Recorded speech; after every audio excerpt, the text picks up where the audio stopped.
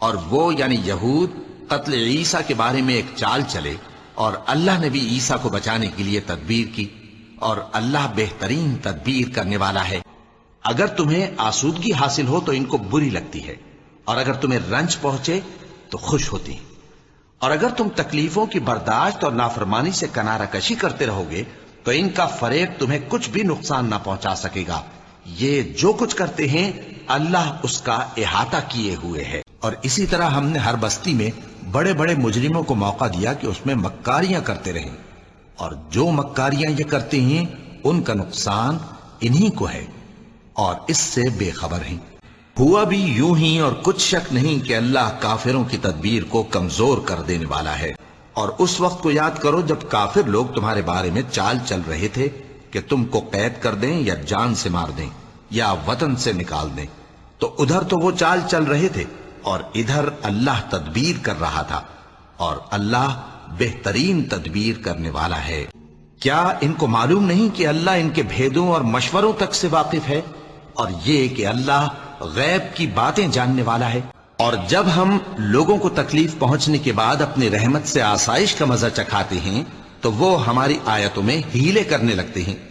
کہہ دو کہ اللہ بہت جلد تدبیر کرنے والا ہے، اور جو ہیلے تم کرتے ہو ہمارے فرشتے ان کو لکھتے جاتے ہیں۔ تو کیا وہ جو ہر شخص کے اعمال کا نگراں و نگہبان ہے وہ بتوں کی طرح بے علم و بے خبر ہو سکتا ہے؟ اور ان لوگوں نے اللہ کے شریک مقرر کر رکھے ہیں۔ ان سے کہو کہ ذرا ان کے نام تو لو۔ کیا تم اسے ایسی چیزیں بتاتے ہو جو روئے زمین پر ہیں اور اسے معلوم نہیں، یا تم لوگ محض سطحی بات کی تقلید کرتے ہو؟ اصل یہ ہے کہ کافروں کو ان کے فریب خوبصورت معلوم ہوتے ہیں، اور وہ ہدایت کے رستے سے روک لیے گئے ہیں، اور جسے اللہ گمراہ رہنے دے اسے کوئی ہدایت کرنے والا نہیں۔ جو لوگ ان سے پہلے تھے وہ بھی بہتیری تدبیریں کرتے رہے ہیں، سو تدبیر تو سب اللہ ہی کی ہوتی ہے۔ ہر شخص جو کچھ کر رہا ہے اللہ اسے جانتا ہے، اور کافر جلد معلوم کر لیں گے کہ آخرت میں اچھا انجام کس کے لیے ہوتا ہے۔ اور انہوں نے بڑی بڑی تدبیریں کی، اور ان کی سب تدبیریں اللہ کے ہاں لکھی ہوئی ہیں۔ گو وہ تدبیریں ایسی غضب کی تھیں کہ ان سے پہاڑ بھی ٹل جائیں۔ اب کیا جو لوگ بری بری چالیں چلتے ہیں اس بات سے بے خوف ہیں کہ اللہ ان کو زمین میں دھسا دے، یا ایسی طرف سے ان پر عذاب آ جائے جہاں سے ان کو خبر ہی نہ ہو، یا ان کو چلتے پھرتے پکڑ لے؟ تو وہ اللہ کو عاجز نہیں کر سکتے، یا جب ان کو عذاب کا ڈر پیدا ہو گیا ہو تو ان کو پکڑ لے؟ بے شک تمہارا پروردگار بہت شفقت کرنے والا ہے، مہربان ہے۔ اور وہ ایک چال چلے، اور ہم نے بھی ایک تدبیر کی، اور ان کو کچھ خبر نہ ہوئی۔ جو شخص عزت کا طلبگار ہے تو عزت تو سب اللہ ہی کی ہے، اسی کی طرف پاکیزہ کلمات چڑھتے ہیں، اور نیک عمل ان کو بلند کرتا ہے۔ اور جو لوگ برے برے داؤ چلتے ہیں ان کے لیے سخت عذاب ہے، اور ان کا داؤ نابود ہو جائے گا۔ یعنی انہوں نے ملک میں غرور کرنا اور بری چال چلنا اختیار کیا، اور بری چال کا وبال اس کے چلنے والے ہی پر پڑتا ہے۔ یہ تو پہلے لوگوں کی روش کے سوا اور کسی چیز کے منتظر نہیں، سو تم اللہ کی عادت میں ہرگز تبدیلی نہ پاؤ گے، اور نہ اللہ کے طریقے میں کوئی تغیر دیکھو گے۔ کیا انہوں نے کوئی بات ٹھہرا رکھی ہے تو ہم بھی کچھ ٹھہرانے والے ہیں؟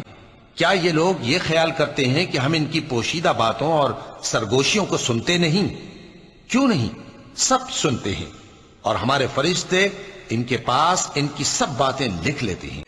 کیا یہ کوئی داؤں کرنا چاہتے ہیں تو کافر تو خود داؤں میں آنے والے ہیں۔ اے پیغمبر صلی اللہ علیہ وآلہ وسلم، کیا تم نے ان لوگوں کو نہیں دیکھا جن کو سرگوشیاں کرنے سے منع کیا گیا تھا، پھر جس کام سے منع کیا گیا تھا وہی پھر کرنے لگے؟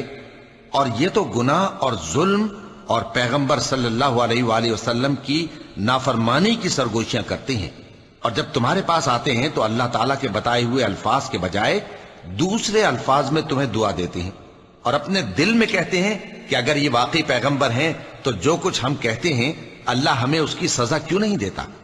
اے پیغمبر صلی اللہ علیہ وآلہ وسلم، ان کو دوزخ ہی کی سزا کافی ہے، یہ اسی میں داخل ہوں گے، اور وہ بری جگہ ہے۔ مومنوں، جب تم آپس میں سرگوشیاں کرنے لگو تو گناہ اور زیادتی اور پیغمبر کی نافرمانی کی باتیں نہ کرنا، بلکہ نیکوکاری اور پرہیزگاری کی باتیں کرنا، اور اللہ سے جس کے سامنے جمع کیے جاؤ گے ڈرتے رہنا۔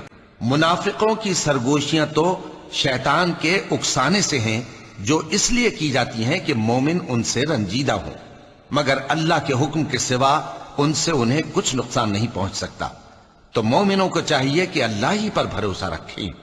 سو مجھ کو اس کلام کے جھٹلانے والوں سے سمجھ لینے دو۔ ہم ان کو آہستہ آہستہ ایسے طریق سے پکڑیں گے کہ ان کو خبر بھی نہ ہوگی، اور میں ان کو مہلت دیے جاتا ہوں، میرا داؤں بڑا مضبوط ہے۔ یہی فیصلے کا دن ہے جس میں ہم نے تم کو اور پہلے لوگوں کو جمع کیا ہے۔ اگر تم کو کوئی داؤں آتا ہے تو مجھ سے کر چلو، اس دن جھٹلانے والوں کی خرابی ہوگی۔ یہ لوگ اپنی تدبیروں میں لگ رہے ہیں اور میں اپنی تدبیر کر رہا ہوں۔ کیا تم نے نہیں دیکھا کہ تمہارے پروردگار نے ہاتھی والوں کے ساتھ کیا کیا؟ کیا اس نے ان کا داؤں غلط نہیں کیا؟ اور اس نے ان پر جھنڈ کے جھنڈ پرندے چھوڑ دیے جو ان پر کھنگر کی پتھریاں پھینکتے تھے، تو اس نے ان کو ایسا کر دیا جیسے کھایا ہوا بھس۔